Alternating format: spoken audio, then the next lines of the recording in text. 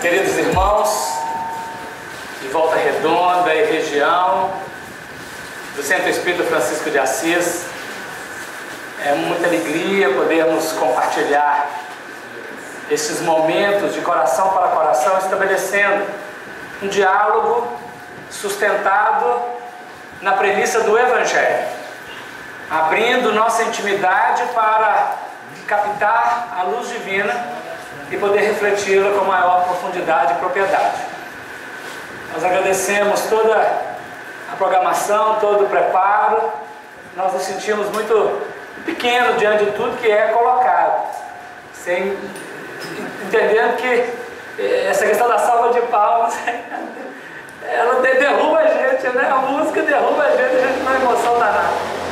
Mas o Evangelho é aquela dinâmica de Deus para a humanidade, veiculada por Jesus, interpretada pelos bons espíritos superiores, a definir para nós horizontes novos.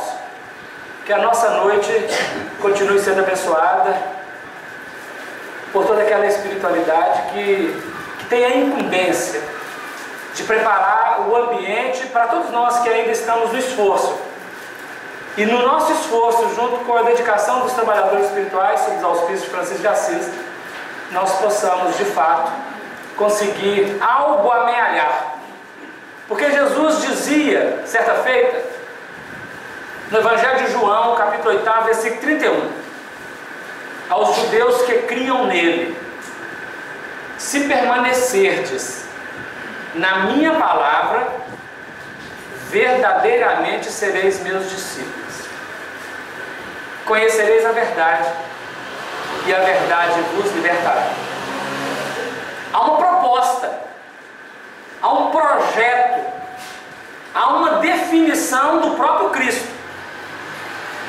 No primeiro mecanismo de movimentação do ser, sugere-lhe, deixa em liberdade, se permanecerdes. A inconstância da atividade mental humana nos vários movimentos da vida tem proporcionado ao homem, justamente pela inconstância, a não realização efetiva de tudo aquilo que deveria realizar. Então Jesus, como um bom entendedor, excelente entendedor, o mais belo entendedor da alma humana, ele define a necessidade de permanência, perseverança, de processar repetidas vezes o mesmo conteúdo, a mesma proposta que é definida de fora para dentro. E aí ele define essa permanência na palavra dele, não está no plural, na minha palavra. A palavra do Cristo define todo o elemento veiculado de Deus. Por analogia, quando nós expressamos a palavra, ela decorre de um pensamento que antecede.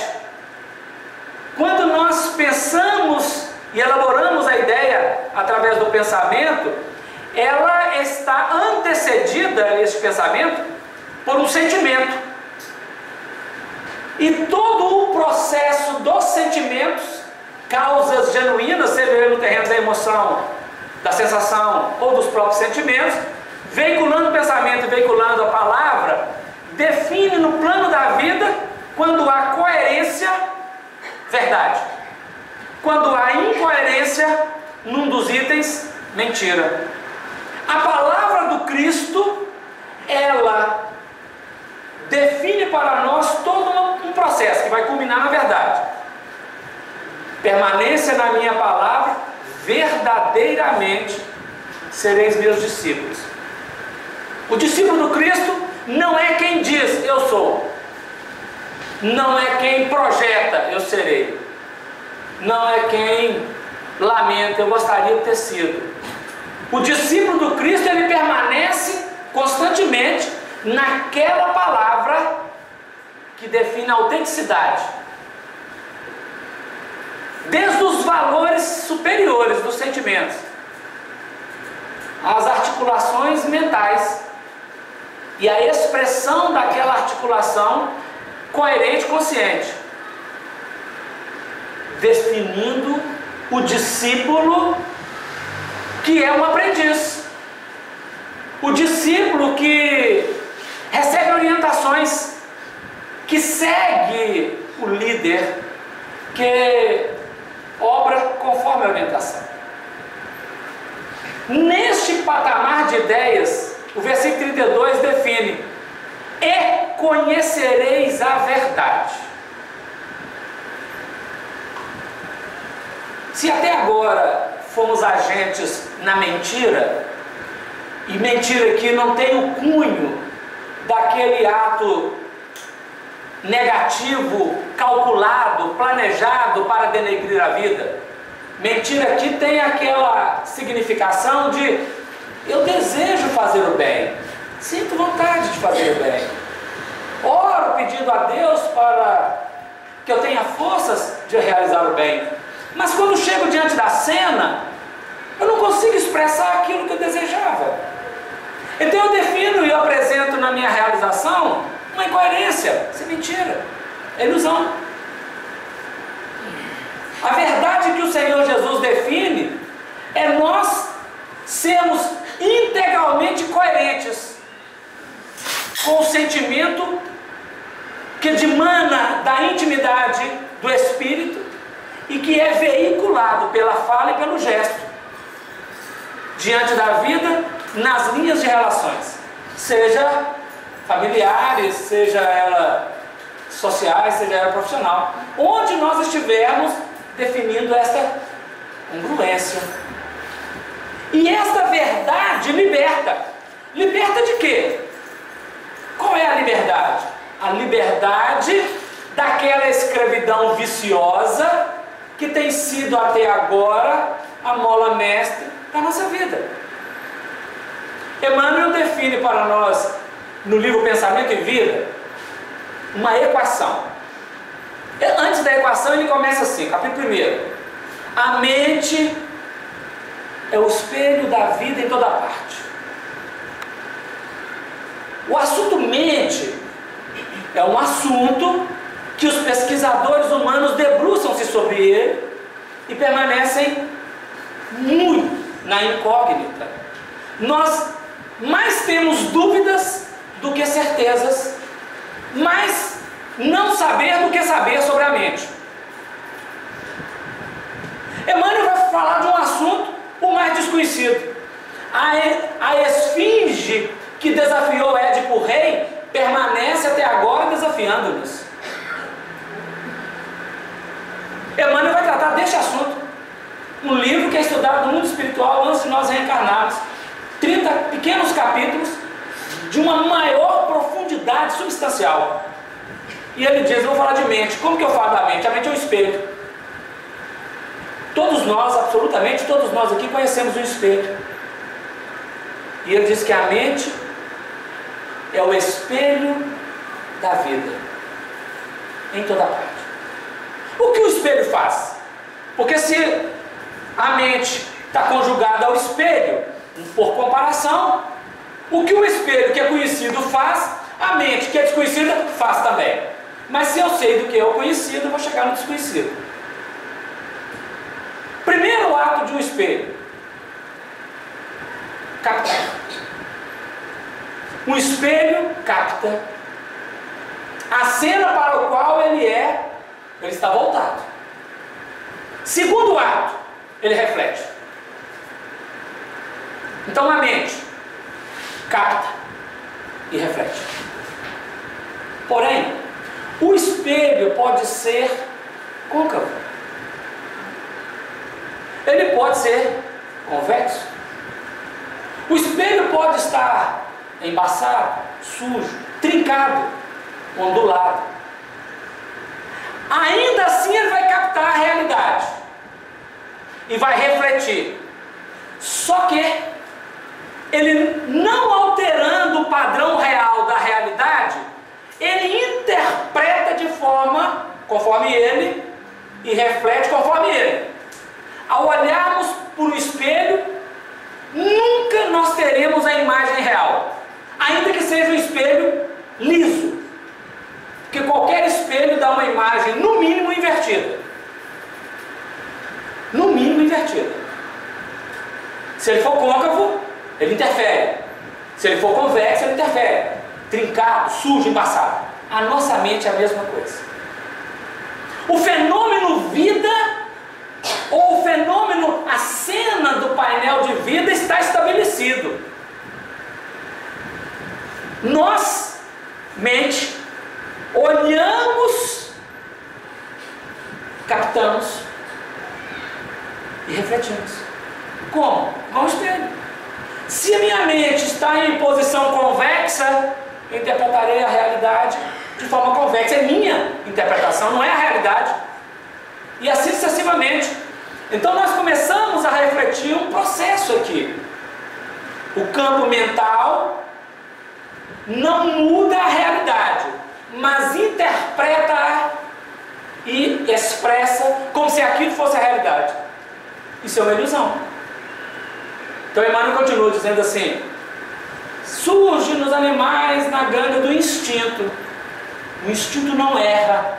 O instinto é uma força construída pela repetição sistemática nos reinos inferiores da natureza, notadamente no animal, definindo um padrão de resposta diante de um estímulo. Apresenta-se nos seres humanos como as ilusões que salteiam a inteligência. Este é o ponto nosso humano. Vivemos na ilusão, porque olhamos uma determinada cena, não vemos a cena, vemos nós mesmos na cena. E ao nos ver na cena, naturalmente nós não somos o padrão da vida, interpretando pela ilusão, essa é a mentira. Quando permanecemos na palavra do Cristo, sendo verdadeiramente discípulos dele, não interpretaremos mais a mensagem conforme o nosso interesse, conforme o nosso padrão, mas conforme o padrão crístico. É o grande desafio. Aí Emmanuel continua dizendo: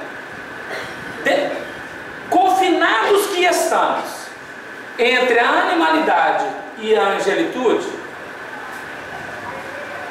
definimos a mente como sendo o campo de nossa consciência desperta na faixa evolutiva que o conhecimento adquirido nos permite operar. Olha o conceito: campo da consciência. Se a sala inteira fosse a consciência e esta mesa a mente seria, sendo a mesa, é o campo desperto. O campo que não está desperto está na consciência, mas ainda não está desperto para o espírito. É chamado na linguagem vulgar, e aí tem várias interpretações, mas nesse sentido nós estamos dizendo, inconsciente, está fora do consciente. Nesse inconsciente nós temos inconsciente futuro, temos inconsciente passado. Como inconsciente atemporal, não importa se ele é futuro ou se é passado, porque na eternidade, no infinito, não tem passado nem futuro. O Livro dos Espíritos define para nós, na questão de número 621, quando o codificador indaga sobre onde está escrita a lei de Deus, e o Espírito que responde apresenta uma equação simples, na consciência. Se a lei não está no Alcorão, nem na Bíblia, no Bhagavad Gita, nem no Veda, nem no Mahabharata, nem no livro tibetano dos mortos, se ela está na consciência, por que eu não consigo interpretar a lei completamente? Por que eu não dou conta de viver conforme a lei integralmente? Por que, querendo fazer o bem, eu pratico o erro? Paulo definiu isso na carta aos Romanos, capítulo 7, quando ele diz: miserável de homem que eu sou, sintetizando tudo isso daí. Porque o bem que eu quero eu não pratico, mas o mal que eu não quero é esse, eu faço. Emmanuel está explicando para nós. A mente é apenas o campo desperto na faixa evolutiva em que o conhecimento adquirido permite operar. Conhecimento. Jesus falou assim: e conhecereis a verdade, e ela vos libertará. E Emmanuel diz assim: o conhecimento adquirido. Essa palavra conhecimento, ela nos engana, porque nós achamos que conhecimento é leitura de livro, é tomar contato intelectual com uma informação, cultura. Não. Conhecimento, a palavra no hebraico significa penetrar na intimidade de. Diz o versículo: e Adão conheceu Eva e ela gerou Caim. Penetrar na intimidade de e gerar um terceiro elemento a partir dali. Conhecimento é isso. Então conhecimento não é leitura de livro. Quando nós começamos a avaliar nesse terreno, nós vamos fazer o seguinte, saber o seguinte: muitas coisas eu sei de cor, teoricamente, mas os meus mecanismos de indução, de intimidade, de dentro para fora, não conhecem nos membros esta articulação, e nós fazemos diferente. Nós oramos a prece do amanhecer e falamos assim: Senhor, eu quero ver hoje as pessoas como Tu mesmo as vê. Isso foi 7 horas da manhã.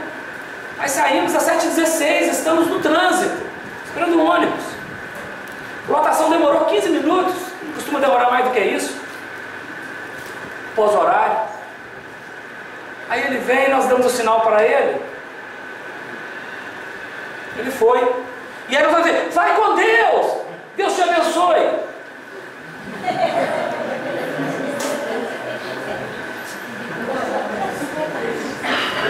Eu acabei de dizer na prece que eu gostaria de ver o irmão motorista como Deus vê, mas na hora que ele passou direto e deixou meu braço, impublicáveis emoções emergem. Se segurar muito, fura o dente, quebra o dente, não é? Esse é o plano mental dentro do desenvolvimento que temos adquirido, porque nós temos teorias, ainda não temos a convicção. Aí Emmanuel continua definindo por espelho da mente: o coração representa a face do espelho, e o cérebro sendo o centro das ondulações, gerando a força do pensamento. Então ele diz assim: sentimento é face. Face. A face do espelho é onde capta e reflete. E a face é o que identifica as pessoas na relação. Nós não olhamos impressão digital na hora que eu vou apresentar fulano. Não, é no rosto. É o tete a tete. É o olhar. O sentimento é a face. É o que nos identifica. Eu não sou conhecido no mundo espiritual pela minha palavra, pelo meu pensamento. Eu sou conhecido no mundo espiritual pelos meus sentimentos, pela intencionalidade que subjaz a qualquer ação. Porque às vezes o ego pensa: eu queria fazer o bem, mas o padrão não é esse. Deus avalia em última instância, na instância do sentimento. Então veja, porque é a importância do Evangelho, que o evangelizador, o que pode trazer de benefício para nós e para a casa espírita. Esse é o tema, nós estamos tentando construir a ideia. Quando Paulo de Tarso está escrevendo a carta aos Coríntios, no seu 13º capítulo, na suprema excelência da caridade, ou na suprema excelência do amor, conforme as traduções, depois de todo o tratado do amor, Paulo vai dizer assim: ainda agora vemos por espelho, em enigma. Está dizendo, por enquanto nós estamos olhando a vida como um espelho, captando e refletindo de forma invertida, ainda que não tenha nada côncavo, nada convexa, nada sujo, nada embaçado. No mínimo está invertido. Se você olhar a sua mão direita de frente do espelho, aparece a esquerda. Não é? Mas, aí ele continua. Mas então veremos face a face. Deixa o mistério e vê face a face. E aí conheceremos como somos conhecidos. Nós não nos vemos. O outro nos vê. Nós não nos vemos. A gente olha assim alguma coisa. As costas não vê nada. O rosto nada. As costas para baixo a gente vê alguma coisa. O outro nos vê. Quando nós aprendemos a distanciarmos de nós para encarar a vida, olhando-nos na cena, nós teremos permanência, né? Deriva da permanência na palavra, e nós estaremos sendo discípulos, adquirindo a verdade para a libertação. Aí continua Emmanuel. Ele apresenta a equação. Chegar na equação. Ele diz assim: o reflexo esboça a emotividade. A emotividade plasma a ideia. A ideia determina a palavra, que comanda a palavra e a atitude, que comandam as ações. Todo o processo de nossa vida se faz pela repetição. Deus, ao criar o ser, incutiu, por vontade, deliberação divina, que qualquer aprendizado só é possível na experimentação. Teoria e prática. Horizontal masculina, pensamento. E vertical feminina, sentimento. Está lá no livro Nosso Lar, orientação de Dona Laura André Luiz, sobre essa instrução. Todo aprendizado é pela repetição. No capítulo 20 desse livro, Emmanuel vai falar, o título chama hábito. O hábito é uma esteira de reflexos mentais acumulados, operando constante indução à rotina. Hoje, amanhã e depois de amanhã. Ontem também e mais à frente também. Repetição, por isso que é permanência. Mas aí tem todo o starter de um processo. Um reflexo, uma cena, ela mexe na emoção. Mexe não, ela esboça. Isso é determinístico, é impossível não acontecer. Nós não temos ainda nenhum controle sobre nossas emoções. Elas acontecem. Nenhuma emoção nos pede licença. Nenhuma emoção, que é base do desenvolvimento da vida, pede licença. Ela acontece. Agora, a emotividade, diz Emmanuel, ela plasma a ideia. Ela é esboçada pelo reflexo, pela cena. Plasmou a ideia. A ideia, a partir da ideia nós temos o livre-arbítrio. A partir da ideia nós já conseguimos conter pela disciplina a expressão. A partir da ideia nós já conseguimos reverter o processo emocional que veio de impulso agressivo para uma dinâmica diferenciada. Francisco de Assis propôs 3 itens: da humildade, da pobreza e da castidade, a definir um constrangimento, porque o impulso chega, o impulso da posse, o impulso do orgulho, do poder e o impulso sensual. São forças que acontecem com todos, só se estivermos na idiotia ou se já estivermos sublimados. Quem não está na idiotia nem está sublimado está sujeito a essas movimentações. E ele propôs a abstinência dele para conseguir equacionar em forma saudável, por eleição, a ação. A partir da ideia nós temos o livre-arbítrio. Todos nós estamos informados e sabemos.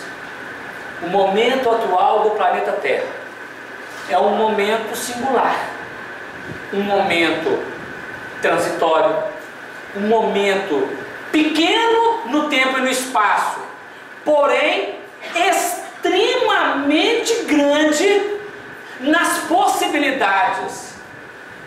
São 200 anos somente.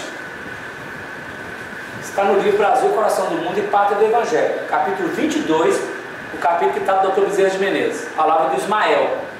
falando com os espíritos do mundo espiritual. 200 anos, 100 mais 100. 1857 a 2057.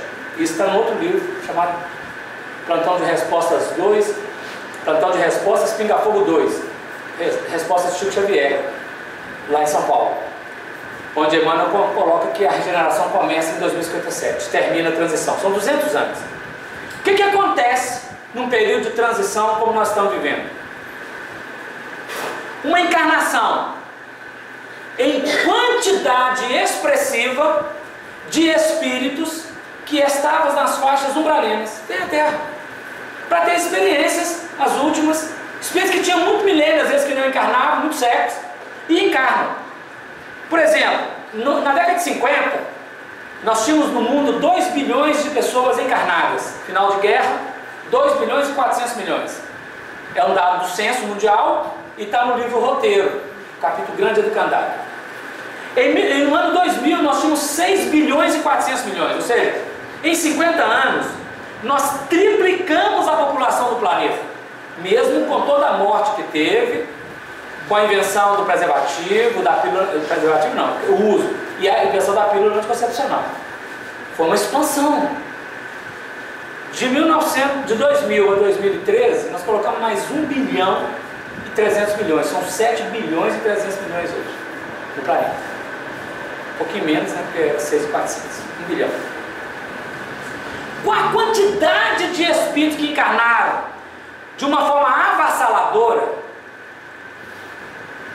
sem freio, sem princípio, porque André Luiz nos descreveu no mundo espiritual, quando ele apresenta lá aqueles que estavam à volta da casa Frei Fabiano de Cristo, quando ele apresenta a cidade do Gregório, quando ele apresenta a cidade coordenada pelo Druso no livro Ação e Reação, quando ele apresenta as várias regiões umbralinas que André Luiz visitou e descreveu quem? Os espíritos que lá estavam, que quando encarnados estão aqui fazendo parecido. E isso nós vemos na escala espírita. Está só entendendo. Então é natural que uma quantidade de espíritos encarnados dessa natureza, propondo ideias muito pessoais num coletivo, o coletivo todo, nós que conhecemos vibrações, nós que conhecemos impacto mental, conhecemos os processos do contágio psíquico, onde uma ideia irradiada ela é captada, vamos dizer melhor, e ela é refletida, vinculando, criando sintonias. Estamos num padrão extremamente complexo. Até agora, no plano operacional da vida, as vozes dos homens têm predominado sobre as vozes dos espíritos ou dos avatares encarnados. A ideologia da massa humana tem sido permanecer na forma indistinta de ser. E aí surge uma pergunta: como vamos sair desse processo? Qual é a mobilização, a equação para a saída? Essa que é a pergunta. E só tem um caminho. Aliás, é o caminho. Só tem uma alternativa, e a alternativa é Jesus. Bom, mas Jesus já está aí há muito tempo. Tem 2000 anos que Jesus é falado e propagado no mundo ocidental. E não resolveu nada. Pelo contrário, talvez a fala sobre Jesus tenha até mais piorado as nossas expressões. Sem nenhuma crítica a nada. Porque somos nós mesmos, os de ontem e os de hoje. Surge a necessidade de uma compreensão mais profunda de Jesus. Emmanuel, numa frase profunda, extremamente adequada, ele define, ele repete, aliás, porque o conceito é dele. Ele fala assim: Jesus é a porta. Porque o próprio Senhor disse: eu sou a porta das ovelhas. Quem entrar por mim achará pastagens, e entrará e sairá. e acharás pastagem. Quem entrar por mim salvar-se-á. E entrará e sairá e achará pastagem. É no Evangelho de João. Kardec é a chave. Mas o Kardec disse, na introdução do Evangelho segundo o Espiritismo, que o Espiritismo era a chave para o entendimento do Evangelho. Então nós temos aqui porta e chave. A chave abre a porta. E abriu a porta, nós entramos ou saímos. Se estiver enclausurado, sai. Se estiver fora, entra. O Evangelho é a equação de saída da ilusão. E é a equação de entrada na salvação. Aí nós perguntamos, proposta do estudo, qual é que é a importância de estudar o Evangelho para o indivíduo e para a casa espírita? Para o indivíduo é que define para ele um novo padrão mental. Mente é o espelho da vida. Ela está acentuadamente embaçada pelas filosofias humanas transitórias, perecíveis, materialistas e ilusórias. O Evangelho é um novo padrão de alimento mental. Vamos pensar um pouquinho desse padrão de alimento mental.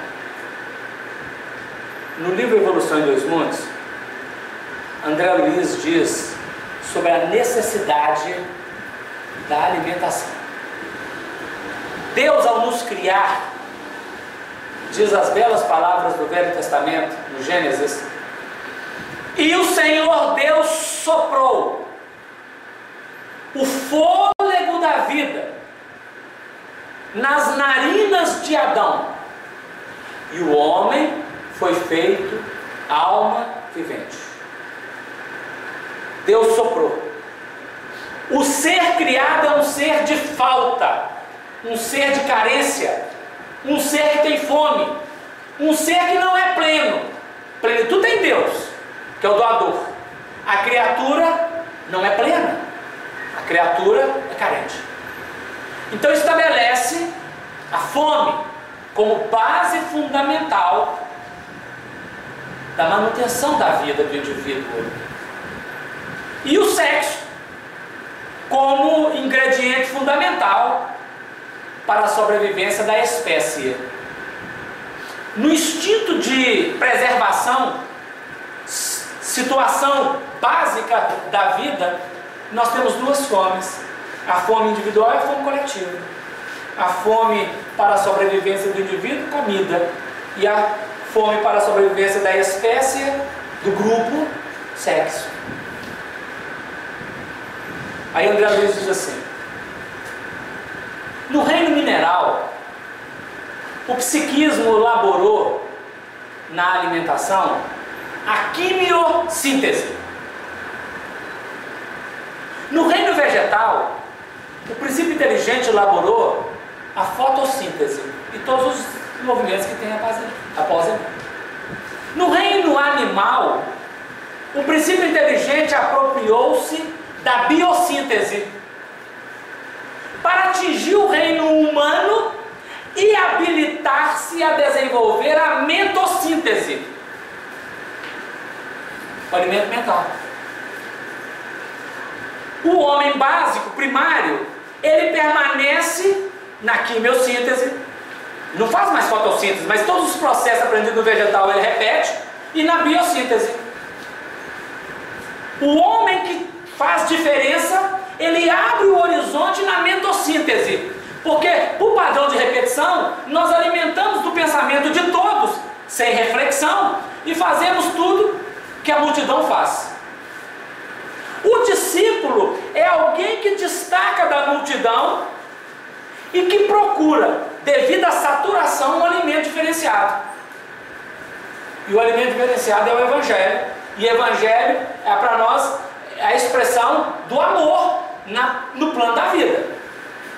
No plano da vida. Olha que a importância disso, então, do Evangelho. O Evangelho capacita a nossa mente, entendido em espírito e verdade, com a chave da doutrina espírita. Sem a chave não abre porta, sem chave não entra, sem chave vê de fora.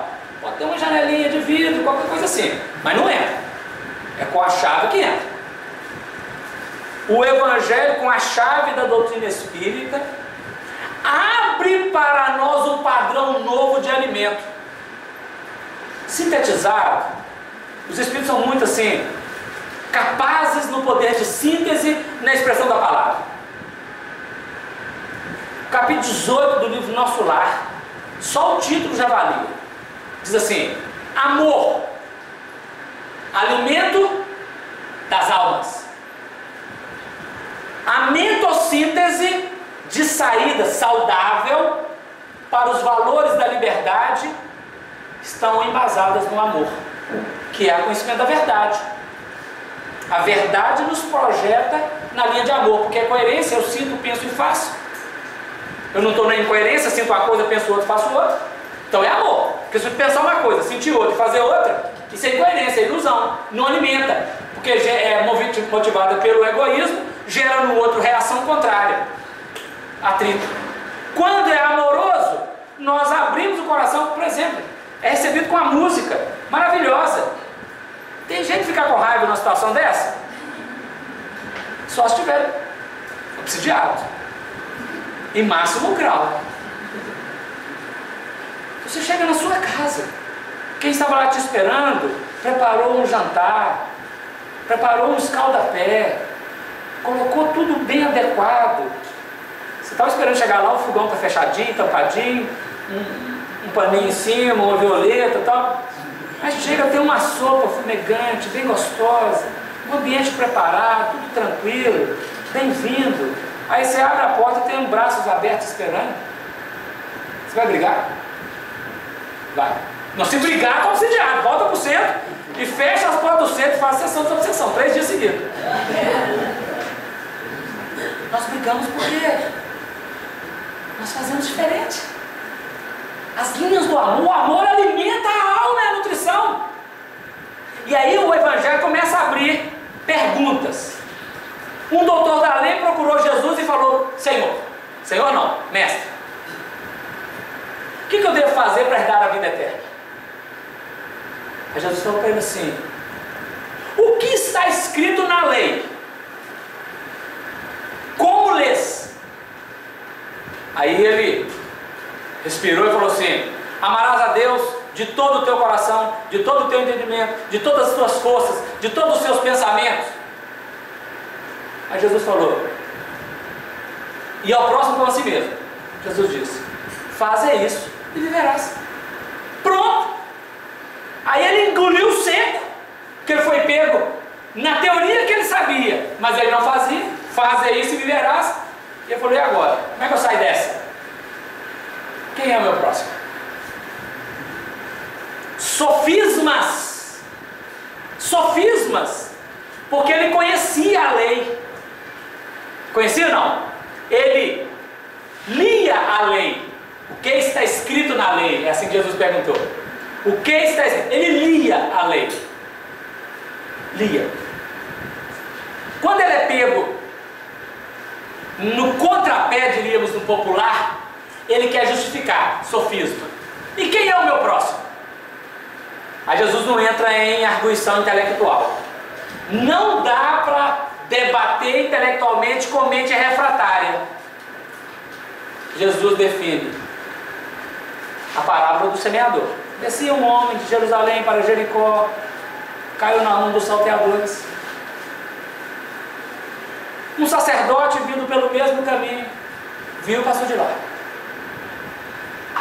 Um levita fazendo o mesmo, viu, passou de lá. Um homem que ia de viagem, vendo-o, moveu-se de íntima compaixão. Desceu da sua cavalgadura, aproximou-se dele, pensou suas feridas, deitando-lhe azeite e vinho, tratou dele, colocou-o sobre a sua cavalgadura, levou-o à hospedaria e disse ao hospedeiro: toma conta dele, quando eu voltar eu te pagarei tudo o que tiver gastado além do que eu já paguei. Aí Jesus perguntou para o doutor da lei: quem é o próximo? Quem é o próximo do que estava caído? É o samaritano que ia de viagem, esqueci, não é um homem. Aí ele não podia falar samaritano, porque o judeu não conversa com o samaritano. Ele falou assim: o que usou de misericórdia para com ele. Aí Jesus disse: vai e faze da mesma maneira. Aí eu saio da leitura da lei e avalio como eu leio. Todos nós aqui já lemos o livro dos Espíritos. Corremos os olhos na letra. Como nós lemos o livro dos Espíritos? O que é que nos tocou no livro dos Espíritos? Se cada um pudesse falar, dentro de todas as possibilidades que tem lá, nós teríamos poucas coisas iguais. E mesmo aquela que fosse semelhante, ela não seria igual. Porque a leitura do indivíduo é da mente que capta. O Evangelho é esta expressão de sublimidade que precisamos penetrar. A chave é a doutrina espírita, abrindo as possibilidades. E esta penetração íntima define comprometimento da criatura, melhorando-a na alimentação de mentossíntese e naturalmente, por consequência, melhorando o coletivo no padrão mental. O padrão mental coletivo não irá mudar se a criatura integrante deste coletivo, se ela não mudar. O Evangelho não pode trabalhar com a massa. O Evangelho trabalha com o indivíduo. O Evangelho trabalha com a criatura humana que é desperta, o discípulo, transformando o dia a dia em apóstolo. E esse discípulo, que transformando o dia a dia em apóstolo, torna-se sal da terra, luz do mundo, fecundando por onde transita. E onde transitar, ele irá melhorar o padrão coletivo. Pode ter certeza. Uma pessoa participa de um grupo familiar, estava nos vícios do mesmo grupo, descobriu Jesus e deixou os vícios, gerou incômodo. Todos querem saber por que ele parou o vício e vão pressionar. Mas à medida em que ele persevera, que ele permanece na palavra, na verdade, na coerência, no testemunho, em pouco tempo ele começa a impactar o grupo. Pode até continuar fazendo as mesmas coisas, mas diante dele vai fazer menor, vai ter mais respeito, não vai impor mais. E daí a pouco, quando a dor chegar, vai procurar. O discípulo é aquele que chega sem querer fazer proselitismo, sem querer impor condição, mas é alguém que dinamiza a força pelo exemplo, pela atitude. Então nós vamos estudar Evangelho, não é para mudar o outro, não. Nós vamos estudar Evangelho para alterar o padrão de alimento da nossa alma, que até agora há pouco refestelava nos alimentos da humanidade, muito básicos e apodrecidos. Mas nós vamos estudar Evangelho para que a nossa mente capte cada vez mais, em espírito e em verdade, elementos saudáveis e salutares. E esses elementos saudáveis e salutares vão produzir uma alteração no nosso metabolismo espiritual. E as nossas atitudes, impactando o coletivo, vão ganhar em expressão diferenciada. Qualquer um de nós sente a diferença vibratória ao chegar num ambiente onde os corações fraternalmente mobilizam ali a verdade, e quando está num outro ambiente onde esta verdade não está fraternalmente mobilizada. Claro. Porque é irradiação, é captar e irradiar, definindo todo um movimento, toda uma movimentação energética que nutre, ou que faz mal ou que faz bem. Quando nós aportamos no Evangelho com a chave, Jesus desce da cruz, permanece de braços abertos e nos indica a ressurreição. Enquanto não penetrarmos no Evangelho, em espírito e em verdade, com a chave correta, Jesus permanecerá na cruz paralisado, morto. Com doutrina espírita, sem nenhum desmerecimento a nenhuma religião. Não estou falando de religião aqui, estou falando de revelação. Com doutrina espírita, Jesus desce da cruz e aponta para os nossos corações ressurreição. Ressurgir é aparecer novamente em, surgir de novo em. Nós podemos ter uma ressurreição, a primeira e mais básica, que é o aparecimento da criatura no mundo espiritual. Morreu o corpo e ele ressurge no mundo espiritual. É a mais básica. Nós podemos ter um segundo estágio de ressurreição, que é quando esse espírito que vai ao mundo espiritual, daí a pouco, ele tem ocasião de ressurgir entre os familiares dele.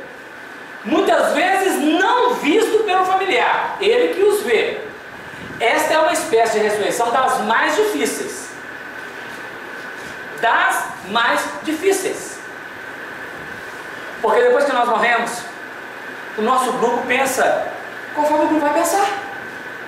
E nós não somos mais contados muitas vezes nas considerações. E aí chegamos numa hora, às vezes, complexa. Quem já leu o livro Nosso Lar, viu a experiência do André Luiz.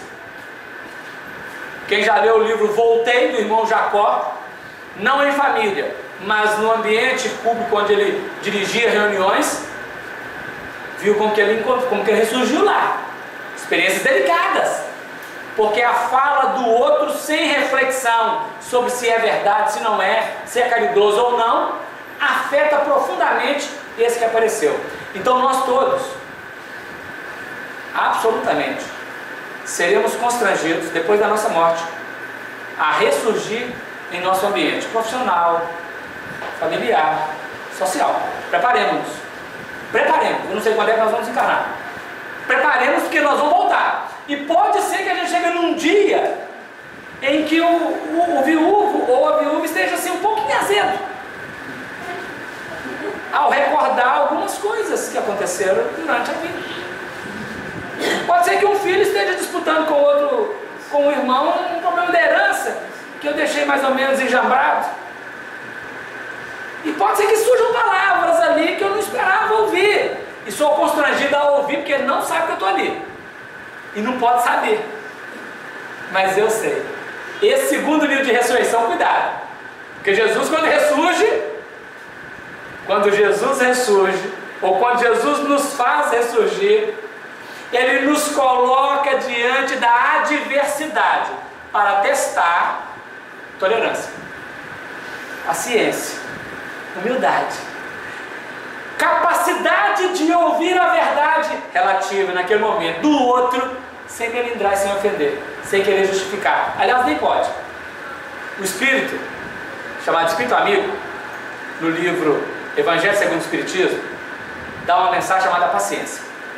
Primeira frase: a dor é uma bênção que Deus envia aos seus eleitos.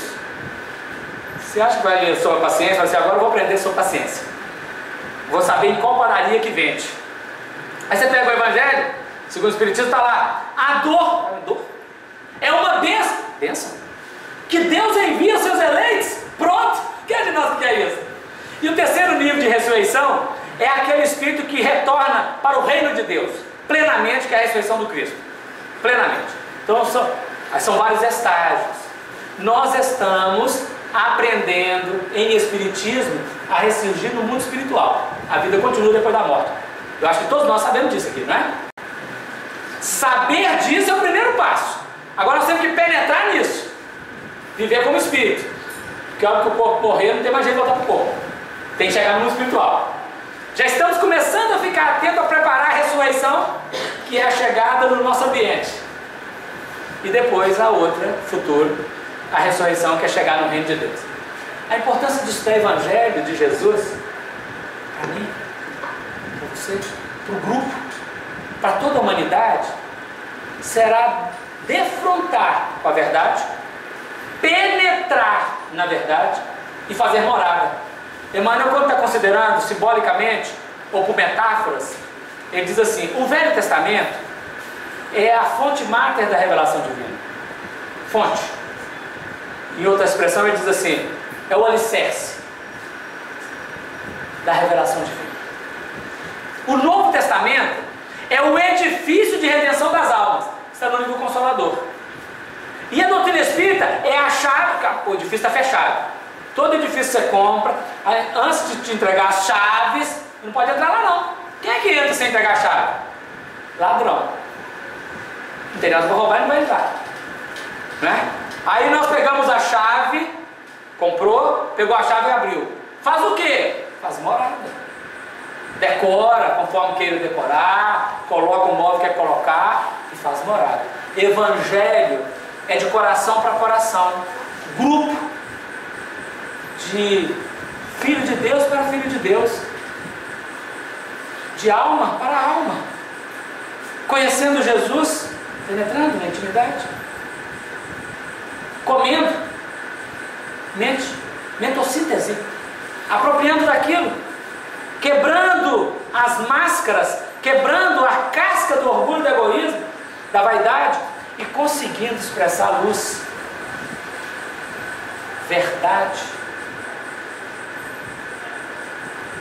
Jesus, quando estava orando na quinta-feira, na hora da Páscoa, da ceia, para os discípulos, ele diz assim num versículo do Evangelho de João: Pai, santifica-os na verdade, tua palavra é verdade. Então, quando nós dizemos que a palavra de Deus é a salvação, a palavra de Deus é verdade, por causa da coerência. Deus é o mesmo ontem, hoje, amanhã e sempre. E nós precisamos aprender a ser o mesmo ontem, hoje, amanhã e sempre. Não sei se ontem vai dar para fazer mudança, então vamos começar a partir de agora. O Evangelho trabalha conosco sempre a partir do agora, o único tempo real que existe. Nada de lamentar e nem de se culpar por ontem, nada de ansiar de forma negativa pelo amanhã, mas tudo de integralmente viver no agora, inteiro, na plenitude que é possível, nesse tempo agora, atento a cada circunstância, porque define os amigos espirituais. Emmanuel fala isso: a circunstância e a vontade de Deus em nosso favor. Então, meus irmãos, nessa reflexão singela, leve, rápida, que nós viemos buscar hoje dos amigos espirituais sobre a importância de estudar o Evangelho, é muito mais do que atingir a letra que está registrada no Novo Testamento e no Velho Testamento. É muito mais do que buscar a letra do Evangelho segundo o Espiritismo e colocar na fechadura e abrir. É tornar aquilo o grande alimento da nossa alma, a grande nutrição espiritual que buscamos. Toda a falta que sentimos, retratada na fome, retratada na carência, retratada em qualquer seja ela, reflete a falta verdadeira. Deus. O Evangelho é o edifício que, ao morarmos nele, nos faz entrar em acordo com Deus. Alimentemos-nos dele, nutrindo com Deus, em parceria com Deus, e na verdade atingiremos os planos felizes para culminar nos planos divinos de futuro, na redenção inteira da nossa alma. Que sejamos capazes, de fato, nós que estamos aqui hoje sob a tutela de Francisco de Assis, o espírito de escola que vem na terra como o sol da meia-noite, inaugurando o segundo milênio, e que propôs à humanidade em apenas 44 anos de vida um padrão diferenciado no Evangelho, na singeleza e simplicidade do Evangelho, transformando a face, a partir dele, a transformação da face planetária, porque o Espiritismo é consequência do trabalho de Francisco de Assis, João Rus é consequência do trabalho de Francisco de Assis, Martinho Lutero e equipe é consequência, o Renascimento é consequência, e Francisco de Assis prossegue, atuante, fecundando em nome do Cristo a humanidade. Então nós que estamos sobre essa tutela, arregimentando esse novo padrão mental que chama Evangelho de Jesus, sejamos capazes de, nutridos, dar, caridade, né? Doar para a coletividade, amar a coletividade, agradecer pela oportunidade desse momento positivo. Deus abençoe cada um naquele plano de espírito encarnado, consciente da reencarnação, consciente das destinações, consciente no plano mental que é possível, conhecimento adquirido, consciente das atribuições do dia a dia que é competente. Se tropeçar e cair, cai para frente, que já que levantar, então pelo menos um metro na frente. Recaída existe, mas levanta e continua, que é permanência. Quem permanecer na minha palavra, disse Cristo, verdadeiramente será meu discípulo. Conhecerá a verdade libertará. Sejamos livres. Muita paz a todos. Muito obrigado, tá?